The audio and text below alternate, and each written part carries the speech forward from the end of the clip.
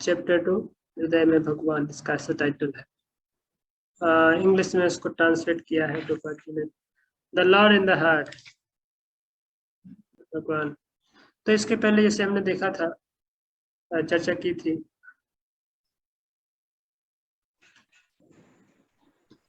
विराट रूप के बारे में, विराट पुरुष के बारे में। पूरा फर्स्ट चैप्टर जो है धारणाश्रय।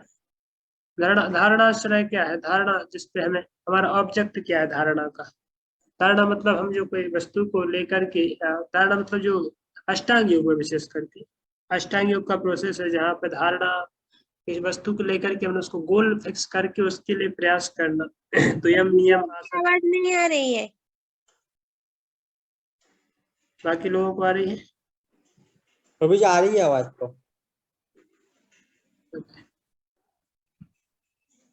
तो धारणाश्रय और लास्ट में फिर विराट रूप मतलब मर्जिंग, तो उसमें लीन होना, उसकी बात की गई थी। और तो विराट पुरुष के फिर सब अंगों का विस्तार से वर्णन किया गया था कि किस तरीके से विराट पुरुष उनके तो व्यक्ति को धारणा करनी चाहिए। तो विशेष करके वो जो फर्स्ट चैप्टर में जो विधि था उन लोगों के लिए धारणाश्रय था, जो ज्ञानी लोग या निर्विशेषवादी लोग। तो दो जुबान टू मर्ज, जो जाकर के ब्रह्म में लीन होने की जिनकी कामना है, ऐसे लोगों को किस प्रकार से, यदि बहुत उन्नत नहीं है आध्यात्मिक स्तर में, इसलिए प्रभुपाद जी ने उस चैप्टर का नाम दिया था कि आध्यात्मिक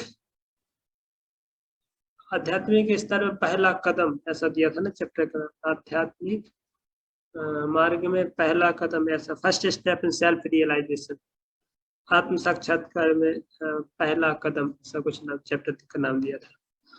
तो किस तरीके से वो ब्रह्म ज्ञानी लोग हैं या फिर अष्टांग योगी लोग हैं, वो जाकर के यहाँ पे लीन होने का उनका विचार है, तो उसके लिए यम नियम आसन प्राणायाम प्रत्याहार धारणा उनको इस स्थिति में आकर के धारणा करते हैं, एक वस्तु को अपना ऑब्जेक्ट मानते हैं, ऑब्जेक्ट समझते हैं ना, लक्ष्य, और मुझे वो प्राप्त करना है, मतलब वो प्राप्त करना उनकी क्या मानसिक स्थिति है, मानसिक, वो अपने आप को इस तरीके से एलिवेट कर लेते हैं, इस तरीके से ऊपर उठा लेते हैं आध्यात्मिक रूप से, कि भौतिक विचारों से, भौतिक इंद्रिय से, भौतिक सब चीजों से एकदम विरक्त हो जाते हैं, अलग हो जाते हैं, और अपना उनका गोल जो है धारणा आश्रय, उसके ऊपर फिक्स करते हैं। धारणा के बाद फिर वो अपने, तो उस समय वो उनकी चेतना की स्थिति है, अपने आप को मानते हैं कि भौतिक शरीर नहीं है, भौतिक इंद्रियां नहीं है, मैं इंद्रियों के 5 विषय है, उनसे मेरा संबंध कुछ नहीं है। तो इस तरीके से, और इसके ऊपर फिर अलग अलग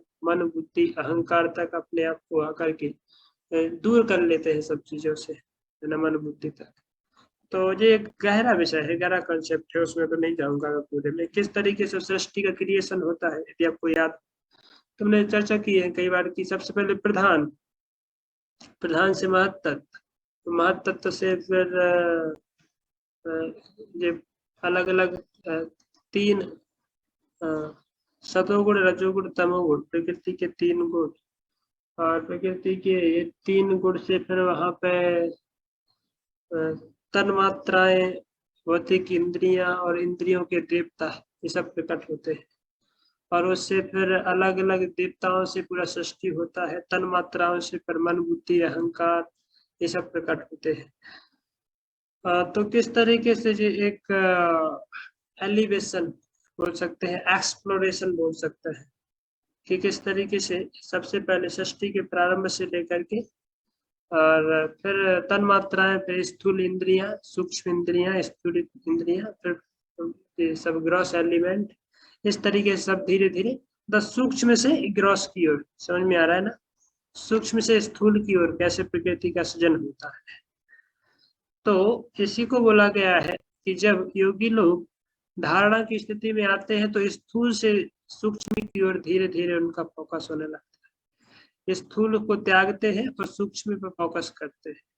तो जैसे कोई योगी है, इस प्रकार से कोई धारणाश्रय या इस प्रकार की प्रोसेस में जो योगी लोग हैं, सबसे पहले योगाभ्यास करके सचोदय से प्रतिष्ठाप्य वो सब जो गीता में श्लोक आते हैं कि एकांत स्थान में बैठता है, अपने चित्त को एकाग्र करता है, मन को एक जगह फोकस करता है, अपने सीधे कायो सिर मन जो अपनी काया को, शरीर को एकदम स्ट्रेट करके बैठते हैं और उनकी नासिका पे ध्यान करते हैं, अपनी इंद्रियों को पूरा कंट्रोल करते हैं, मन को कंट्रोल करते हैं।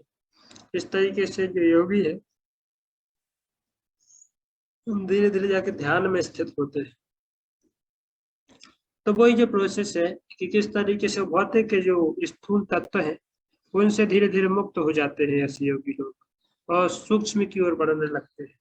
तो इसी प्रकार से जब धारणा श्रय यहाँ पे है जो वो अब परमात्मा के लिए करते हैं, पर यहाँ पे जो पहले अध्याय में चर्चा किया गया था वो ब्रह्म में लीन होने के लिए करते हैं। उनका ऑब्जेक्ट क्या है? ब्रह्म में लीन होना। ठीक है, तो ब्रह्म में लीन होना वो क्या था? यदि किसी व्यक्ति को ब्रह्म में जब लीन होना है तो उसके लिए आध्यात्मिक प्रगति चाहिए, आध्यात्मिक उन्नति चाहिए, और उसके लिए यदि उनके पास नहीं है क्योंकि भगवान का तो उनको पता ही नहीं है, तो इसलिए फिर जो भागवतम उनको डिस्क्राइब करता है कि ऐसे जो लोग हैं जो कि आध्यात्मिक मार्ग में आध्यात्मिक रूप से बहुत उन्नत नहीं है, तो उनको विराट रूप की संस्तुति की जाती है धारणाश्रय के लिए कि वो धारणा करें किसके ऊपर? विराट रूप के ऊपर, विराट पुरुष के ऊपर। तो चूंकि ये जो फॉर्म है ये इमेजिनरी फॉर्म है, काल्पनिक रूप है, पर साथ ही साथ में ऑथोराइज्ड या फिर बोनाफाइड है ना, बोनाफाइड रूप है, ये शास्त्र के द्वारा निर्धारित है। तो यदि कोई व्यक्ति उस पर जाकर के ध्यान करते हैं, धारणा करते हैं, तो फिर वो स्थूल जो इंद्र तृप्ति है, स्थूल जो क्रियाएं है उनसे धीरे धीरे मुक्त होकर के सूक्ष्म की ओर बढ़ेंगे। तो जो योगी लोग हैं, ऐसे जो ज्ञानी लोग हैं, पहले अपने शरीर की जो ग्रॉस इंद्रियां हैं, मतलब स्थूल इंद्रियों को त्याग कर देते हैं, तो सूक्ष्म इंद्रियों का त्याग कर देते हैं। सूक्ष्म इंद्रियों को त्याग करके फिर मन का, बुद्धि का, अहंकार का त्याग कर देते हैं, महत्त्व का त्याग कर देते हैं। इस तरीके से जो यहाँ पे आया था बीच में, किस तरीके से ब्रह्मांड की सातों आवरणों को वो लोग वो कर देते हैं, त्याग कर देते हैं। सातों आवरण ब्रह्मांड के, पृथ्वी, जल, अग्नि, वायु, आकाश, मन, बुद्धि और महत्त्व, इस तरीके से इन सातों आवरणों से मुक्त हो जाते हैं और जाके के ब्रह्म में अपने आप को देख पाते हैं।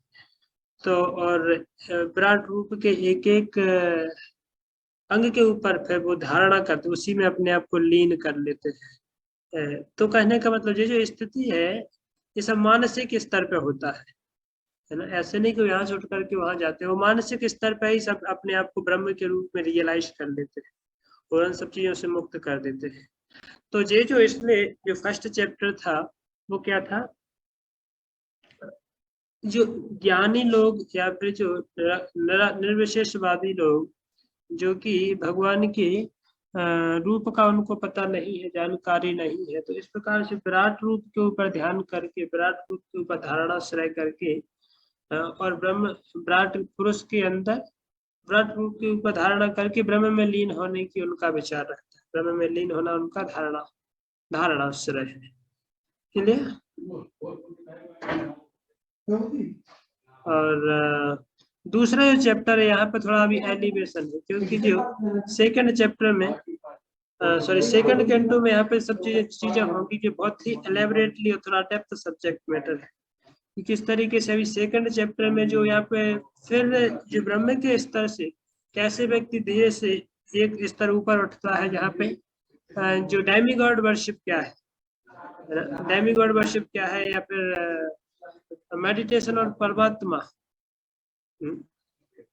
परमात्मा के रूप में भगवान जो हृदय में बैठे हैं उनके ऊपर कैसे ध्यान करता है, उसके बारे में चर्चा की जाएगी। अभी पहले अध्याय में तो विशेष करके चर्चा की गई थी किसके बारे में? जो ब्रह्म के ऊपर ध्यान करता है उसके बारे में चर्चा की गई थी, पर यहाँ पे भी ये चर्चा की जाएगी थोड़ा एक स्टेप ऊपर उठ करके परमात्मा के बारे में, या फिर जो डेमीगॉड वर्शिप, आई मीन भक्त देवी देवताओं की उपासना करके कैसे व्यक्ति एक पद ऊपर उठता है, एक पद थोड़ा सा अपने आप को ऊपर उठाता है। सो यहाँ पे कुछ मैं आपको कंटेंट बताता हूँ कैसा कंटेंट आएगा। तो इस चैप्टर के दूसरे अध्याय के इसमें लेकर के लगभग 1 से 7 नंबर श्लोक तक रिजेक्शन ऑफ कर्म कांड तो कर्मकांड का यहाँ कर्मकांड को रिजेक्ट करेंगे, क्यों कर्मकांड कैसे तुच्छ है, क्योंकि जब तक कर्मकांड को रिजेक्ट नहीं करेंगे तब तो देवी देवताओं की उपासना रिजेक्ट नहीं होगी ना। तो यहाँ पे देवी देवताओं की उपासना को एकदम रिजेक्ट करेंगे 1 से लेकर के 7 श्लोक तक। और फिर 8 से 12 तक डिस्क्रिप्शन ऑफ सुपर सोल।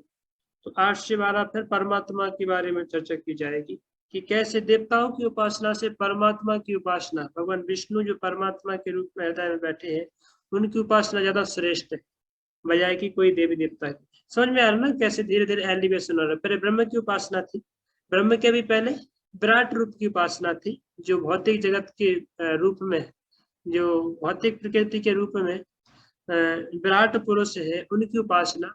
जैसे जैसे व्यक्ति उससे ऊपर ऊपर उठ करके ब्रह्म तक जाता है, ब्रह्म की उपासना तक पहुंचता है, या धारणा से ब्रह्म को बनाता है। पर इनके भी ऊपर जो देवी देवताओं के उपासक होते हैं, तो फिर देवी देवताओं की उपासना कैसे कर्म कांड में आती है उसको रिजेक्ट करेंगे, और उस व्यक्ति को अपना धारणा से क्या बनाना चाहिए, परमात्मा, परमात्मा के रूप में भगवान जो हृदय में बैठे हैं। बताइए, कुछ काम है क्या? आइए ना। तो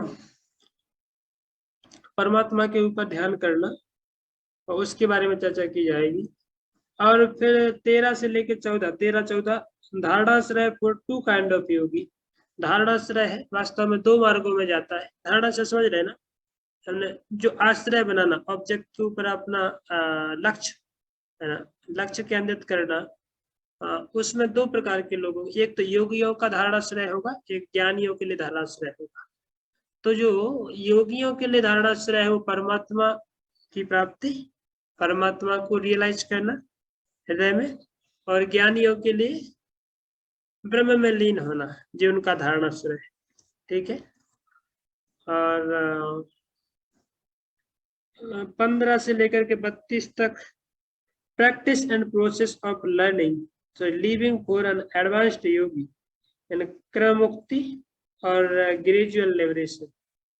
और 15 से 32 तक फिर किस तरीके से एडवांस्ड योगी है, जब कोई योग में बहुत उन्नत हो जाते हैं तो क्रम मुक्ति की चर्चा की गई है कि किस तरीके से धीरे धीरे ग्रेजुअली ऊपर उठते हैं, मुक्ति की ओर आगे बढ़ते हैं। उसके लिए क्रम मुक्ति शब्द आया है, क्रम मुक्ति बोला गया है, तो उसमें पूरा डिस्क्रिप्शन आएगा आगे। और फिर 33 से 37 तक देखे साधना भक्ति, द पथ, बेस्ट पथ। तो फिर साधना भक्ति को बेस्ट बताएंगे। तो किस तरीके से आपको एक फ्लो बता दिया कि इस चैप्टर में पूरा फ्लो क्या जाएगा। पहले अभी यहाँ पे देवी देवताओं की उपासना के बारे में बात की जाएगी। देवी देवताओं की उपासना से भी कैसे श्रेष्ठ परमात्मा की उपासना है, और परमात्मा की उपासना से जो है, परमात्मा की उपासना में भी धारणाश्रय हो सकते हैं, 2 धारणाश्रय, एक तो ब्रह्म के लिए धारणाश्रय, दूसरा परमात्मा के लिए धारणाश्रय। और फिर जो उनसे भी जो योगी होते हैं, जो अलग अलग ज्ञान योगी है जिसका धारणाश्रय ज्ञान है, और जो कर्म योग, सॉरी, परमात्मा योगी है जिसका धारणाश्रय परमात्मा है, उन दोनों की अलग अलग लिबरेटेड का क्या बोलते हैं, ऑब्जेक्ट क्या होगा, कहाँ पर उनकी स्थिति होगी, उसके बारे में चर्चा की जाएगी कि कहाँ पर जाकर के जो परमात्मा योगी है वो परमात्मा को रियलाइज करेगा लास्ट में, और जो ज्ञानी योगी है, मुक्ति योगी है, वो जाकर के मुक्ति को ब्रह्म में लीन हो जाएगा। और फिर किस तरीके से ये 2 चीजें हैं, इससे भी ऊपर साधना भक्ति कैसे श्रेष्ठ है इन सब मार्गों से, उसके बारे में बात की जाएगी। साधना भक्ति का तो मतलब समझते हैं ना, साधना भक्ति क्या है, किसको पता है, कौन बता सकते हैं साधना भक्ति?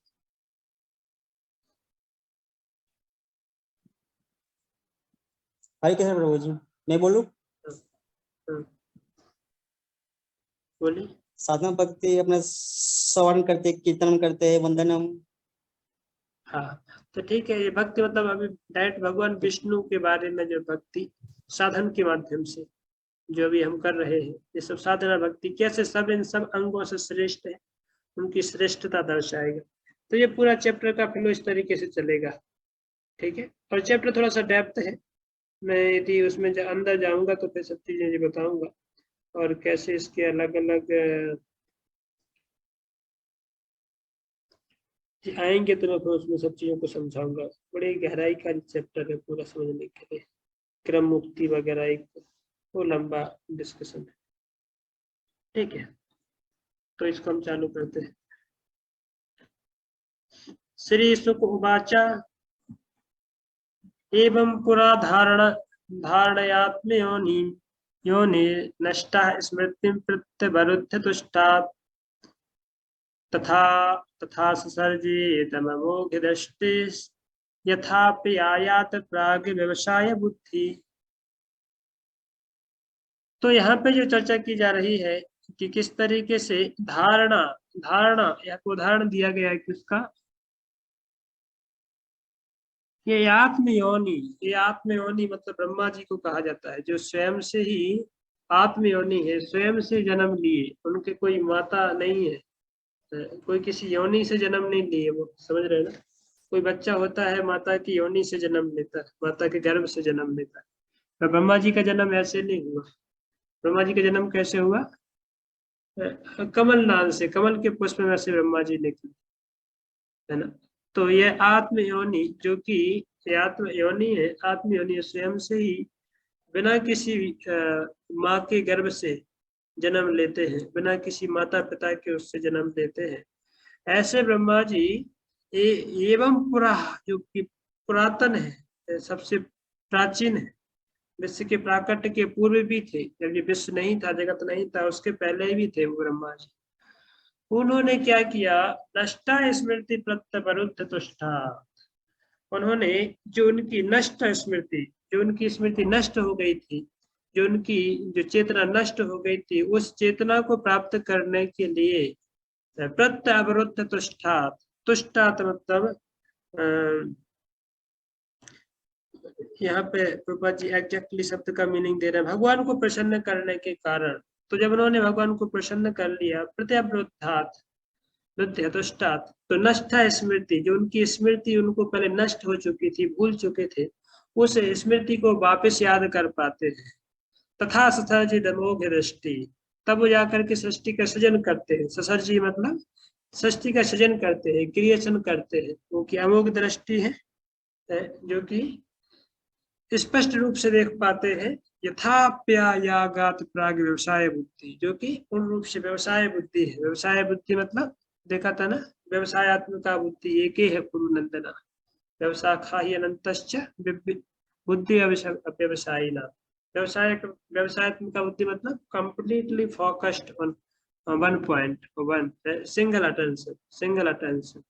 तो किस तरीके से एक वस्तु के ऊपर अपनी पूर्ण बुद्धि को लगा करके उसके ऊपर फोकस करके काम करना, उसको व्यवसायत्मक बुद्धि। तो उसमें और कोई दूसरा अल्टरनेटिव नहीं रहता है, वहां पे दूसरा कोई वस्तु पे ध्यान नहीं जाता है। व्यवसायत्मक बुद्धि जब अर्जुन को भगवान बोलते हैं गीता में कि आप अर्जुन अपनी बुद्धि को एकाग्र करके एक फोकस्ड सेंट्रल, इसको बोलते हैं कि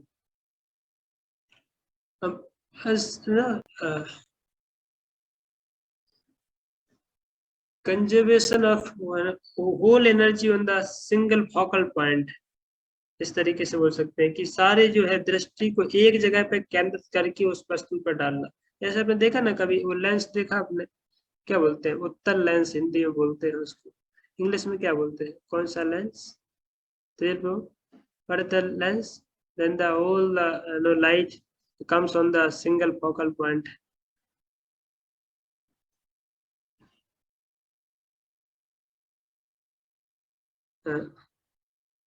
What is the lens? क्या बोलते हैं उस लेंस को? इंग्लिश में क्या बोलते हैं? देखा आपने उत्तल लेंस अवतल लेंस, ऐसे फिजिक्स में आता है, पढ़ा नहीं पढ़ा किसी ने? तो नहीं पढ़ा आपने, पढ़ लिया होगा अभी तक तो। वो लेंस के बारे में पूछ रहा था ना, when the all the heat of the, if you are just putting the lens in the sky, then all the energy and all the कौन कौन के ओके, हिंदी में उसको उत्तल लेंस बोलते हैं, हम तो हिंदी में पढ़ते थे, इंग्लिश में तो अपना नाम पढ़े थे, तो जो भी है। तो उसके ऊपर क्या करना है, जैसे आपने दी उसको लाइट पे ऐसा रख दिया, अपने प्रकाश, सूर्य के प्रकाश में उसको किया, तो जितनी भी उसके ऊपर लाइट पड़ेगी, इतनी भी हीट आएगी उसके ऊपर, वो सारी की सारी ऊर्जा को लेकर के, सारी की सारी अग्नि को लेकर के एक फोकल पॉइंट पर डालता है, एक सिंगल पॉइंट पर डालता है। और जब वो जितनी ऊष्मा उसके ऊपर गिर रही है सूरज की, उतनी सारी की सारी ऊष्मा को लेकर के, सारी की सारी लाइट को लेकर के एक फोकल पॉइंट के ऊपर डालता है, तो उसमें आग लग जाती है। लगाया आपने कभी? बिना माचिस की आग लगती है। यदि आप सूर्य की ऊष्मा में उसको लीजिए, कांच को, और एक कागज उसके नीचे रखिए, उसमें कागज में ऑटोमेटिक आग लगा देगा वो। आग से जलने लगता है कागज। हम लोग करते थे स्कूल में पढ़ाई करते थे, तो एक दूसरे की किताबें जला डालते थे। वो कहाँ से लेकर के आते।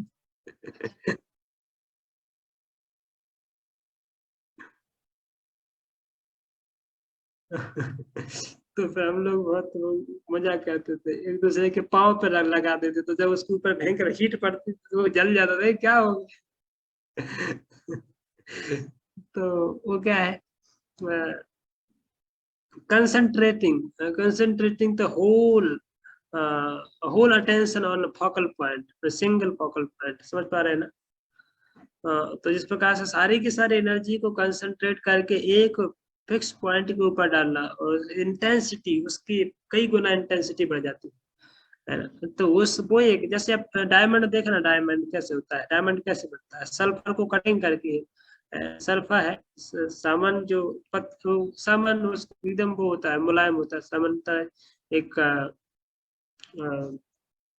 एलिमेंट है, और बहुत ही कमजोर होता है, पर उसी सल्फर को काट के ये कितने पॉइंट तक उसको लाते हैं, उतना कंडेंसिटी उसके अंदर गिरे, क्या बोलते हैं उसको, डेंसिटी, उतनी उसकी डेंसिटी बना दी जाती है, घनत्व पढ़ते हैं ना, घनत्व समझ रहे होंगे, घनत्व समझते हैं ना, बहुत घनापन, उसके जो मॉलिक्यूल्स होते हैं, उसके जो केमिस्ट्री में उसका सब्जेक्ट आता है कि किस तरीके से जो क्या बोलता है उसको, हम लोग पढ़े होंगे, ये होता है ना अलग अलग उसमें, पूरा चैप्टर ही आता था केमिस्ट्री में, और मॉलिक्यूल समझ रहे होंगे। तो फिर वो घनत्व, डेंसिटी, उतने उसकी डीप इंटेंस डेंसिटी हो जाती है कि वो आप तोड़ नहीं सकते, क्योंकि उसके मॉलिक्यूल से आपस में इतने संघनित हो जाते हैं, इतने टाइटली एक दूसरे को बांध लेते हैं, टाइटली एक दूसरे में जकड़ जाते हैं कि उसको तोड़ पाना, उसको अलग अलग कर पाना प्राय असंभव हो जाता है। ऐसे भी जल है, जल एक सामान्य दृष्टि से उसके मॉलिक्यूल बहुत अलग अलग, बहुत दूर दूर रहते हैं, तो फिर वो आसानी से आप जल को एक लोटा भर लेते हैं, पी लेते हैं, क्योंकि उसके मॉलिक्यूल्स इतना डेंसिटी में नहीं, बहुत लिक्विड फॉर्म में है, दूर दूर है, तो इसके लिए आप उसको अलग अलग कर पाते हैं। और जल से भी कम वाला जो डेंसिटी, कम डेंसिटी वाला या कम घनत्व वाला, जैसे बाष्प है, बाष्प, ऊष्मा, तो फिर उसको आप आसानी से और भी जल्दी अलग फूकेंगे तो भी अलग अलग हो जाएगा। तो जल को फूकने से अलग अलग नहीं होता है, क्योंकि मॉलिक्यूल्स है जो उसके एटम्स है बहुत पास पास में, तो फिर इतने जल्दी नहीं, पर यदि उसी को जब बर्फ बर्फ के रूप में कन्वर्ट कर देते हो, और भी अधिक डेंसिटी रहती है, और भी अधिक उसमें घनत्व हो जाता है सब मॉलिक्यूल्स के अंदर, उनके अणु परमाणु के अंदर। इस प्रकार से सल्फर एक धातु है, सल्फर एक धातु को बहुत उसकी इतनी ज्यादा डेंसिटी नहीं होती, उतना घनत्व नहीं रहता है, पर चूंकि उसको काट काट करके उसको अधिक वो करके, अभी ये जो भी उसका प्रोसेस है, तो उसको हीरा के रूप में, डायमंड के रूप में उसको कन्वर्ट कर देते हैं। तो वही सेम सल्फर जो उसकी इतनी बड़ी डेंसिटी पे, हीरा को आप तोड़ेंगे तो टूटता नहीं किसी, कोई वस्तु से आप डायमंड को तोड़ नहीं सकते, सच एन स्ट्रॉन्गेस्ट, इतना पक्का वो हो जाता है। तो कैसे ये बढ़ते हैं, क्योंकि उसके ऊपर इतना वो किया जाता है। प्रकाश बता रहा था कि कैसे ये फोकल पॉइंट पे सारी की सारी एनर्जी को कंज्यूम किया जाता है, मतलब कंसंट्रेट किया जाता है, तो फिर उस पे से उसका कंप्लीट वो अग्नि यह जला डालती है, कागज में से भी अग्नि जला डालती है ना, सूर्य की अग्नि, वैसे सूर्य की अग्नि उसमें से जलाती नहीं है किसी काम को, क्योंकि वो बहुत सारे स्थान पर पड़ रही है, तो क्योंकि वहां पे एकाग्रता नहीं उसकी हो रही है, ये अपने कांच पे रख दिया तो जला देगी, आपका हाथ भी जला देगी, इतनी अग्नि जला देती है, इतनी, क्योंकि ये फोकल पॉइंट पड़ रही है ना, 100% एक ही पॉइंट पर डाल दिया जाए आपको। जैसे आपको समझो कि आपको अब 200 mg की आप टैबलेट पचा सकते हैं, डाइजेस्ट कर सकते हैं, तो फिर भाई 200 mg की आपको यदि रोज खिलाएं तो फिर आप 10 दिन में 30 टैबलेट या 30 दिन में आराम से जो है डाइजेस्ट कर सकते हो। यदि आपको सारी की सारी टैबलेट या फिर जैसे 200 mg की टैबलेट करके 30 टैबलेट आपको एक साथ या फिर 30 गुना उसका जो है उसके अंदर बैटेज करके, बैटेज समझते हैं ना, तो 2 into 3 मतलब 600 कितना हुआ, 6000 mg की एक टैबलेट 6000 mg की एक टैबलेट देंगे तो क्या हालत होगी। एक टैबलेट ही दिख रही है ना, पहले 30 टैबलेट थी पर अभी एक टैबलेट दिख रही है, पर उसकी क्या है डेंसिटी है उसके अंदर जो है उसकी गुणता इतनी अधिक हो गई कि 6000 mg की एक टैबलेट मर जाओगे, ऑन द स्पॉट मर जाओगे, है ना, क्योंकि उसके अंदर डेंसिटी इतनी हो गई। इसी प्रकार से जो हमारे व्यवसायत्मक का बुद्धि को जो हम अपने एक फोकल पॉइंट पर डाल देते हैं कंप्लीटली फुल अटेंशन के साथ, तो फिर उस पर हम तुरंत ही धारणाश्रय की स्थिति, धारणाश्रय में ऐसा होता है। तो धारणा मतलब उसकी जो टोटल एनर्जी है, टोटल उसका जो माइंड है, टोटल उसका जो टेंशन है एक पॉइंट पर फोकस हो जाता है। तो ब्रह्मा जी ने वो किया, क्या किया, तथा सर्जे अमोघ दृष्टि। तो ब्रह्मा जी अमोघ दृष्टि, स्पष्ट दृष्टि को प्राप्त कर पाए और किस तरीके से देख पाए, सृष्टि कर पाए, सृष्टि की रचना कर पाए, यथा प्राग व्यवसाय बुद्धि, पहले की तरह जैसे पहले सृष्टि था वैसे वो फिर से सृष्टि कर पाए। तो यहाँ पे ये क्यों चर्चा कर रहे हैं प्राग बुद्धि, इससे चर्चा कर रहे हैं क्योंकि सृष्टि का सृजन बार बार होता रहता है। तो अभी मैं सुन रहा था वो लेक्चर, तो किस तरीके से बता रहे थे कि ब्रह्मा जी को इसमें कैसे ब्रह्मा जी 3-4 बार सृष्टि कर, 3-4 बार कंफ्यूजन में पड़े, क्योंकि सृष्टि तो हमेशा होती रहती है ना। तो ब्रह्मा जी जो है हर दिन में सृष्टि डिस्टॉल्व हो जाती है या विनाश हो जाती है, ठीक है। ब्रह्मा जी का एक दिन बीतता है, 1000 दिन बीतते हैं, फिर सृष्टि का विनाश हो जाता है, और फिर से दूसरा दिन जब लगता है तो ब्रह्मा जी कई बार वो सृष्टि ज्यों की त्यों रहती है, ब्रह्मा जी आकर के फिर से काम चालू कर देते हैं, केवल जीवों को यहाँ पर लाते हैं। तो क्योंकि अलग अलग प्रकार से वो होता है, कई बार ब्रह्मा जी ही स्वयं महाविष्णु के शरीर में जाते हैं और भूल जाते हैं सब कुछ, फिर लौटने के बाद क्या करना, तो फिर उनको फिर से वो पूरा प्रोसेस करना पड़ता है कि भाई कहाँ से आया, मैं कौन था। तो ये एक्चुअली ऐसा नहीं होता है कि हर दिन में भूलते हैं ब्रह्मा जी, पर कभी कभी एक्सीडेंटली ऐसा हो जाता है। तो भागवतम में ऐसे 3-4 केस आते हैं, 3-4 जगह आते हैं कि ब्रह्मा जी भूल जाते हैं। तो जैसे वो पहले स्कंद में नहीं, तीसरे स्कंद में आगे जाके आएगा, कि आप दूसरे स्कंद में ही आता है शायद, आगे जाके आएगा कि ब्रह्मा जी जब सृष्टि की है तो फिर कैसे जब ब्रह्मा जी का जन्म हुआ, ब्रह्मा जी का जन्म हुआ सृष्टि के प्रारंभ में उनकी भगवान की नाभि से, तो फिर ब्रह्मा जी को पता नहीं था कि हम कौन हैं, कहाँ से आए हैं, क्या करना है, और इसके बाद मुझे किस तरीके से काम करना है, मेरे ऊपर कोई है कि नहीं, नीचे कोई है, कुछ पता नहीं था। तो एकदम कमल पुष्प के ऊपर उनका जन्म हुआ महाविष्णु की नाभि से, तो मुझे कुछ पता नहीं, आइडिया नहीं। फिर तो वो जा कर के नीचे कुछ कोई मिले तो तब तो हम पूछे करना क्या है क्या है, तो पता ही नहीं, पूरी सृष्टि में अकेले ब्रह्मा जी है और कोई जीव ही नहीं। आप क्या हालत होगी यदि पूरे जंगल में आपको अकेला छोड़ टपका दिया जाए ऊपर से फ्लाइट में से, कोई नहीं है जहाँ पे बात करने के लिए कोई नहीं है, हाय हेलो करने के लिए कोई नहीं है, आप एक दिन भटकेंगे, दूसरे दिन भटकेंगे, तो ये कहाँ भटकते, कहाँ जाना है, कोई रास्ते दिखाई नहीं दे रहा है, कोई होप भी नहीं है, क्या हालत होगी। तो पुकारेंगे ना, कोई बचाओ मुझे, कोई बचाओ, पुकारेंगे ना। आपको पता ही नहीं है कि कौन है, कोई होता है कि नहीं होता है, आपको पता ही नहीं। सबको तो ये आप लोगों के बीच में से गए तो आपको पता भी है कि लोग हैं, तो आप नाम लेकर ही पुकारोगे कि बचाओ बच्चे, या पत्नी का नाम लोगे, बच्चे का नाम लोगे, पति का नाम लोगे, बचाओ करके बचाओ। आपको पता ही नहीं कि हमारे साथ में कोई होता भी है करके ऐसा। आप किसी से कभी मिले नहीं, जैसे कोई बच्चा है, छोटा सा बच्चा माता के गर्भ में से निकला और टपक गया जंगल, जहाँ पर कोई दिखाई नहीं दे रहा है, तो किसको पुकारेगा, रोएगा ना, केवल चिल्लाएगा ना, तो उसको मम्मी का पता है ना पापा का पता है। तो ऐसे ब्रह्मा जी का जब सृष्टि हुआ तो कमल पुष्प के ऊपर से, तो ब्रह्मा जी चिंता में क्या है, कुछ पता नहीं क्या करना है।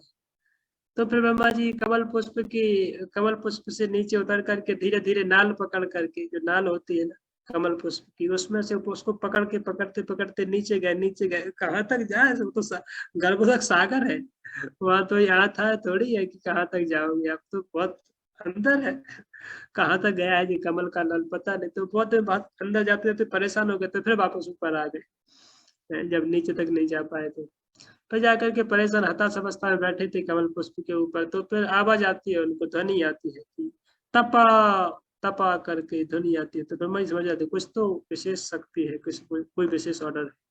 तो ब्रह्मा जी तपस्या करने के लिए बैठ जाते, तप करने के लिए बैठ जाते हैं, और फिर तप करते हैं। 1000 साल तक ब्रह्मा जी तप करते हैं। 1000 साल ब्रह्मा जी के 1000 साल, नोट आवर। तो तप करने के बाद फिर ब्रह्मा जी को ये अनुभूति होती है, फिर भगवान उनको दर्शन देते हैं। तो फिर भगवान दर्शन देते हैं, तब ब्रह्मा जी फिर ब्रह्म संहिता जो ग्रंथ है उसको बोलते हैं, मतलब कि ब्रह्मा भगवान कैसे अपने दिव्य विशुद्ध सत्य में विराजमान है, और भगवान कैसे अपने चिन्मय जगत में अध्यात्म जगत में नित्य विराजमान है, तो उनको ग्लोरीफाई करते हैं फिर ब्रह्मा जी। तो ब्रह्म संहिता फिर बाद में फिर भगवान उनको बताते भी है कि किस तरीके से आपको काम करना है, किस तरीके से सृष्टि करना है। और फिर उसके बाद में फिर ब्रह्मा जी को पता चलता है कि हाँ बहुत सारे, उनको फिर जैसे भगवान को देखते हैं तो भगवान की कृपा से फिर उनको अलग अलग विष्णुओं के दर्शन होते हैं, तब तीनों विष्णु के बारे में जानते हैं। पर विष्णु के माध्यम से उनको पता चलता है करना क्या है, हमें सृष्टि करना है यहाँ पे। तो फिर उनको फिर सृष्टि के काम में लगते हैं, ब्रह्मा जी फिर अपना सृष्टि काम पूरा चालू कर देते हैं। तो मैं सीक्वेंस बता रहा था कि ऐसा जरूरी नहीं है कि मतलब ब्रह्मा जी हर एक दिन में भूल जाते हैं, ऐसा कोई वो नहीं है। पर कभी कभी बाई चांस ब्रह्मा जी भूल जाते हैं। तो जैसे तपस्या किया उन्होंने, तप करके अपनी कॉन्शियसनेस को रिवाइव किया, कॉन्शियसनेस को फिर से रिगेन किया। पर यहाँ पे जैसे ब्रह्मा जी जो भूल गए हैं, तो यहाँ पे जब ब्रह्मा जी भूल गए हैं तो फिर उसको रिगेन करने के लिए, रिवाइव करने के लिए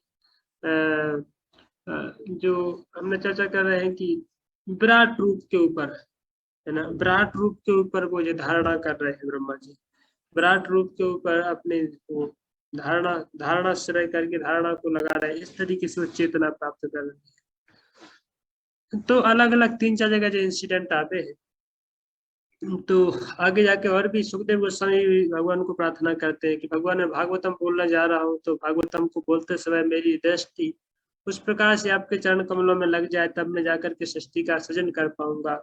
इस प्रकार से ब्रह्मा जी सृष्टि के सृजन में आपके ऊपर ध्यान किए, ताकि वो पूर्ण रूप से सृष्टि को अच्छी तरह से कर पाए। ये आएगा, ये सेक्शन पूरा आगे के स्कंदों में आएगा। आई थिंक कि थर्ड कैंटो या सेकंड कैंटो कोई चैप्टर में आएगा। तो इनकी किस तरीके से सुखदेव गोस्वामी जी प्रार्थना करते हैं कि मेरे पास तो कोई बुद्धि नहीं है, मैं तो जो है पूर्ण रूप से भूल सकता हूँ इसको। पर भगवान जैसे ब्रह्मा जी को आपने ज्ञान दिया, ब्रह्मा जी को अपने दृष्टि दी सृष्टि का सृजन करने के लिए, उसी प्रकार से दृष्टि आप मुझे भी दे, ताकि मैं भी भागवतम को बोल पाऊँ कंटिन्यूअसली बिना किसी मिस्टेक के।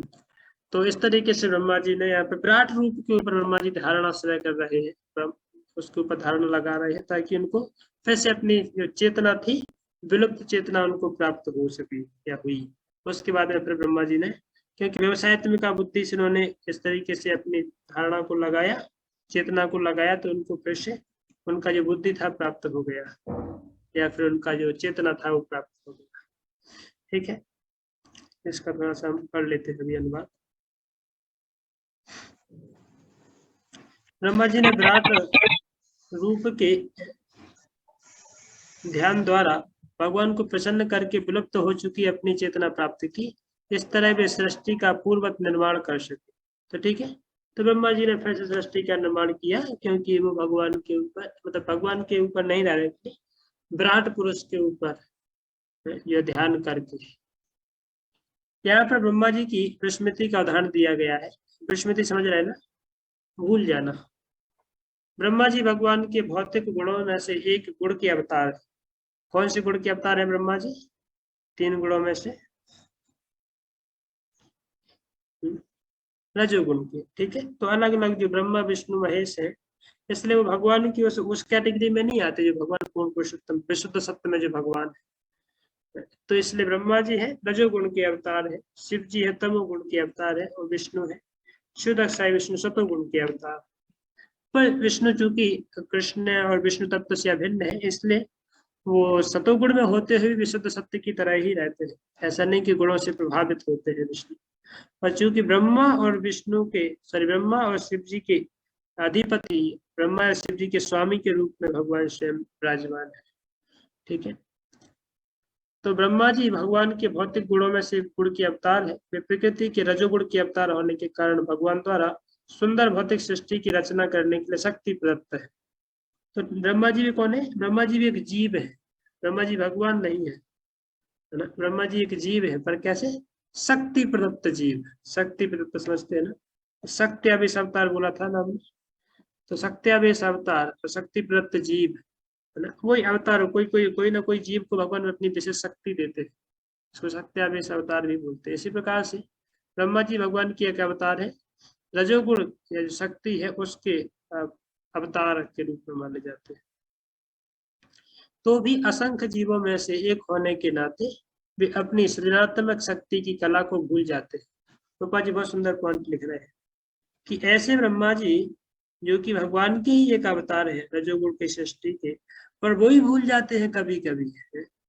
असंख्य जीवों में से एक होने के नाते, ऐसे असंख्य जीव है, अनंत जीव है, उनमें से एक जीव ब्रह्मा जी भी है, और वे अपनी सृजनात्मक शक्ति कला को भूल जाते हैं। जैसे हम लोग भूल जाते हैं ना, हम लोग अभी फिर हम लोग रोज अपना काम धाम करते हैं और रोज अपने कार्यकलापों में लगे होते हैं, अपने मकान दुकान के घर के सब्जी रोटी बनाना ये सब कर, और फिर हम जो है कभी कभार भूल जाते हैं। जब हलवा है, अपने हलवा जो है कई दिन से नहीं बनाया 20 साल से जैसे अपने हलवा नहीं बनाया, या फिर कोई स्पेशल सब्जी है पहले आप बनाते थे, बनाई थी पहले आपने, फिर 20 साल से आपने सब्जी वो बनाई नहीं, हलवा बनाई नहीं, तो फिर हो सकता है भूल जाए, उसकी प्रोसेस को भूल जाए। जैसे आपको कोई भुला दिया जाए, सारी की सारी चेतना आपकी खो जाए, ऐसे कोई होते ना, कोई पागल लोग हो जाते हैं, देखा आपने, तो फिर वो मेमोरी को मिस कर देते हैं, फिर उनसे अब वो सेम काम जो पहले कराना चाहते हैं नहीं कर पाते हैं वो लोग, क्यों भूल चुके होते हैं। इवन तो शरीर हो रहता है कई बार कोई, पर फिर भी भूल जाते हैं। इसी प्रकार से ब्रह्मा जी भी अपनी सृजनात्मक शक्ति कला भूल जाते हैं कि भाई मुझे सृष्टि कैसे करना है, वो नहीं उनको पता, भूल जाते हैं। जीव की यह विस्मृति जो ब्रह्मा से लेकर एक क्षुद्र चींटी तक में पाई जाती है, ऐसी प्रवृत्ति है जिसका समन भगवान के विराट रूप के ध्यान द्वारा किया जाता है। यह अवसर मनुष्य ने प्राप्त होता है। तो पता चला, अब यदि वैसे ही स्मृति को हमें फिर से याद करना है, फिर से रिवाइव करना है, तो वो कैसे होगा? क्योंकि भगवान की स्मृति को वापस लाने के लिए भगवान के ऊपर अपनी स्मृति को लगाया जाए, ध्यान को लगाया जाए, तो फिर से वो हमारी जो चेतना है, जो भूली चेतना को फिर से प्राप्त कर सकते हैं।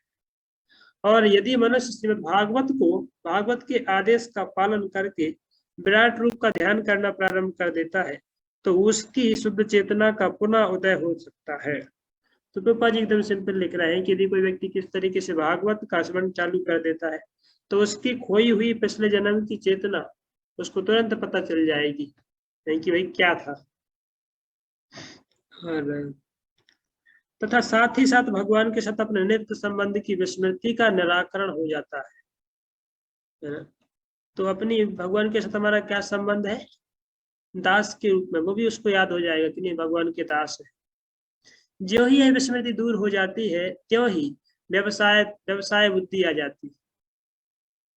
समझ में आया ना? भगवान के साथ अपने नित्य संबंध की विस्मृति, इसका भी निराकरण हो जाता है। मतलब जो भगवान के साथ हमारे संबंध है उसको भूल चुके हैं, उस संबंध को हम फिर से याद कर पाते हैं। और जैसे ही हमारा वो संबंध याद आता है हमको भगवान के साथ, तो फिर व्यवसायत्मक बुद्धि रहती नहीं, फुल अटेंशन के नहीं, भगवान की ही सेवा करना और कुछ संसार में नहीं करना, ये व्यवसायत्मक बुद्धि आ जाती है, जिसका यहाँ पर और भगवत गीता में भी उल्लेख हुआ है। जीव के इस सुनिश्चित ज्ञान से भगवान की प्रेम भक्ति उत्पन्न होती है, जिसकी जीव को आवश्यकता होती है। ईश्वर का साम्राज्य असीम है, अतएव भगवान के सहायक हाथों की संख्या भी अनंत है।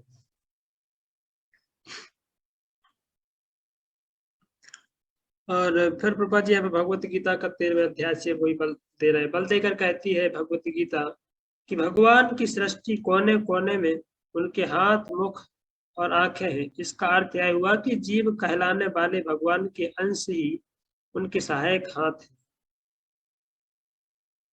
तो जीव ही वास्तव भगवान के हाथ है। भगवान के इस माध्यम से सर्वत्र सर्व जगह फैले हैं। हमारे हाथ किसके? हमारे हाथ थोड़ी, हमारे हाथ भगवान के हाथ। हम हाथ चला रहे हैं, हम अपनी शक्ति से नहीं चला रहे, क्योंकि भगवान हाथ हमारे चलवाना चाहते हैं। भगवान अपने हाथ चला रहे, इसलिए हमारे हाथ चल रहे हैं। यदि भगवान अपने हाथ चलाना बंद करे तो हमारे हाथ चलना भी बंद हो जाएंगे। हमारी आंखें चल रही है क्योंकि भगवान की आंखें चल रही है। भगवान की दो आंखें हैं, सूर्य और चंद्रमा। यदि भगवान इस जगत को नहीं देखे है ना, तो हम फिर देख सकते हैं क्या इस जगत को? तो पापा जी कई जगह लिखते हैं, मनुष्य को अपनी आंखों के ऊपर बहुत गर्व होता है कि मेरे पास कितनी सुंदर आंखें हैं, मैं कुछ भी देख सकता हूँ। भगवान यदि तुमको नहीं देखे तो अपने आप को भी देख नहीं सकते हैं। हमारी आंखें जब रात्रि होती है तो हमारी आंखें हमको देख पाती है, पर क्या कि हम कितने सुंदर हैं, हमारे कहाँ पे क्या, कुछ नहीं देख पाते हैं। तो चूंकि दिन है, भगवान हमको देख रहे हैं, इसलिए हम अपने आप को देख पा रहे हैं। यदि भगवान जब हमको देखना बंद कर देते हैं, इस जगत को देखना बंद कर देते, तो हम भी अपने आप को देख नहीं पाते। तो वास्तव में हमारी आंखें हमारी स्वतंत्र नहीं है सब कुछ करने में। हमारी आंखें डिपेंडेंट है भगवान की आंखों के ऊपर, है ना। यदि भगवान देखेंगे तो ही हम देख सकते हैं। इसी प्रकार से हमारी प्रत्येक वस्तु हम भगवान के ऊपर कंप्लीटली डिपेंडेंट है। और बद्धजीव चाहे वह ब्रह्मा के पद पर ही क्यों ना हो, मिथ्या अहंकार से उत्पन्न बहिरंगा शक्ति के प्रभाव से इसे भूल जाता है। और हम भूलते क्यों है अपनी विशेष स्थिति को, अपनी वास्तविक पोजीशन को? बहिरंगा शक्ति के प्रभाव के कारण, मिथ्या अहंकार के कारण भूल जाते हैं। इवन चींटी से लेकर के ब्रह्मा जी तक जो स्थिति चलती है, ब्रह्मा जी भी भूल जाते हैं अपनी स्थिति। उदाहरण ब्रह्म मोहन लीला, ब्रह्म मोहन लीला भूल गए ना ब्रह्मा जी। सोचा कि पता नहीं ये बच्चा तो भगवान थोड़ी हो सकता है, ये तो कोई छोटा मोटा वो है, चलो चेक करते हैं। तो चेक करने की टेंडेंसी है ब्रह्मा जी के अंदर आ गई, और चेक किया तो लास्ट में क्या पता चला, नहीं ये तो वही था, मैंने गलती कर दिया, मिस्टेक कर डाला। तो ब्रह्मा जी तक, चींटी से लेकर के ब्रह्मा जी तक भी लोग ब्लंडर कर देते हैं, गलती कर बैठते हैं, भगवान को समझ नहीं पाते। तो वही है। और ये सब विशेष प्रकार की भगवत सेवा के निमित्त है। बद्धजीव चाहे वह ब्रह्मा के पद पर ही क्यों ना हो, मिथ्या अहंकार से उत्पन्न बहिरंग शक्ति के प्रभाव से भूल जाता है। ऐसे मिथ्या अहंकार का निराकरण मनुष्य ईश चेतना प्राप्त करके कर सकता है। मुक्ति का अर्थ है विस्मृति की निद्रा से निकलकर बाहर आना। मुक्ति मतलब जो भगवान की विस्मृति हमें हो गई है, अपने आप की विस्मृति हो गई है कि हम भगवान के अंश हैं, भगवान के दास हैं, उस विस्मृति से निकल करके वापस स्मृति में आना, उसको क्या बोलते हैं? मुक्ति। मुक्ति ही अन्यथा रूपम स्वरूपेण अवस्थित। मुक्ति का मतलब यह है कि अपने अन्यथा रूप से, अन्यथा मतलब जो हम नहीं है उसको अपना मान स्वरूप मान लेना, उस विचार से या उस चेतना से निकल करके अपनी वास्तविक चेतना पे आना कि हम वास्तव में वो नहीं, हम और कुछ है। तभी हम क्या मानते हैं? अपने आप को शरीर मानते हैं, एक व्यक्ति मानते हैं, पर्टिकुलर फैमिली में जन्मा एक आत्मा जीव मानते हैं। और उस चेतना से बाहर निकल के समझना कि नहीं, भगवान का नित्य दास हूं मैं, आत्मा हूं, आत्मा के लेवल पे भगवान की दिव्य सेवा में स्थित हूं, तो वो स्वीकार कर लेना, वो क्या है? मुक्ति। नहीं तो केवल शारीरिक स्तर में पड़े रहना, शारीरिक चेतना में पड़े रहना, वो फिर मुक्ति नहीं है, बंधन है। ऐसे मिथ्या अहंकार का निराकरण मनुष्य को ईश चेतना प्राप्त करके हो सकता है। मुक्ति का अर्थ है विस्मृति की निद्रा से बाहर आना और भगवान की असली प्रेम भक्ति को प्राप्त होना, जैसा कि ब्रह्मा के उदाहरण से स्पष्ट है। ब्रह्मा द्वारा की गई सेवा मुक्त अवस्था में की जाने वाली सेवा का नमूना है।